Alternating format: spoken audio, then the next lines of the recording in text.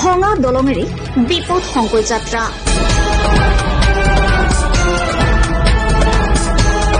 আজি আমি দিম নগ্ন উন্নয়নৰ নিভাজ বাৰ্তা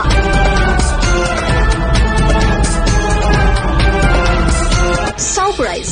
চাওক এয়া শদিয়াৰ দক্ষিণ পাৰৰ উন্নয়নৰ নমুনা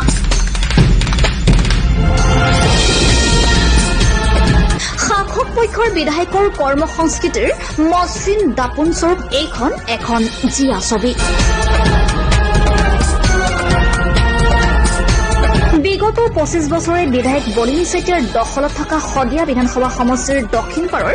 উন্নয়নৰ নমুনা এয়া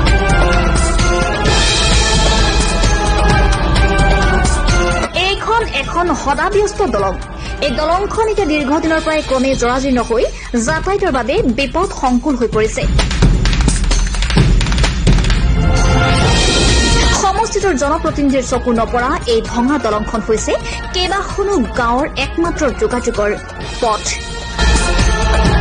এই ভঙা দলংখনেৰে নিতৌ ছাত্ৰ ছাত্ৰী ব্যৱসায় বাণিজ্যৰ বাবে একাধিক গাঁৱৰ গঞা জৰুৰীকালীন অৱস্থাত ৰোগীক অনা নিয়া কৰিব লাগে কোনো ধৰণৰ 3 বা 4 চকীয়া বাহন উক্ত দলঙেৰে পাৰ হ'ব নোৱাৰে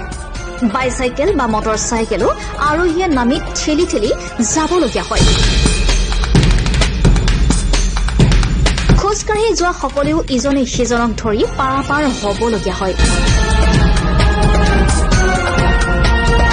জ্যেষ্ঠ পুৰুষ মহিলাই কণ কণ ল'ৰা ছোৱালীৰ হাতত ধৰি দলংখন পাৰ কৰিবলগীয়া হয়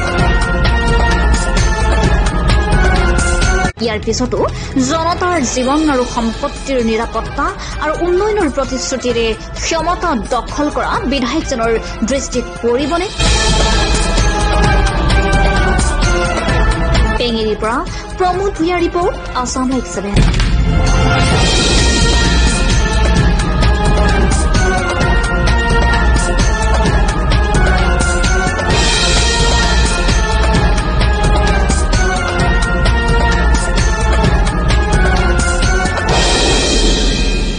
বিজেপি চৰকাৰ কিমান উন্নতি কৰি দিছে তাক দেখা পালো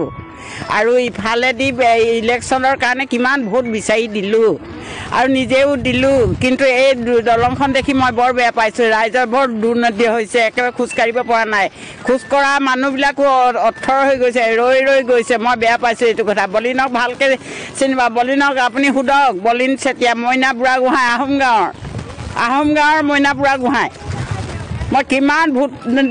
দিছো আপোনাক সাক্ষাৎ কৰাই দিম মই আৰু এই দলংখন দেখি মই কিন্তু বহুত বেয়া পাইছো আৰু আত্মসহায়ক গোটত 10,000কৈ টকা দিম বুলি ঠগিলে আৰু দিয়া নাই সেই আত্মসহায়ক গোটত 10 টকা পইচাও নাই মই একদম বেয়া পাইছো কিন্তু কথাবোৰ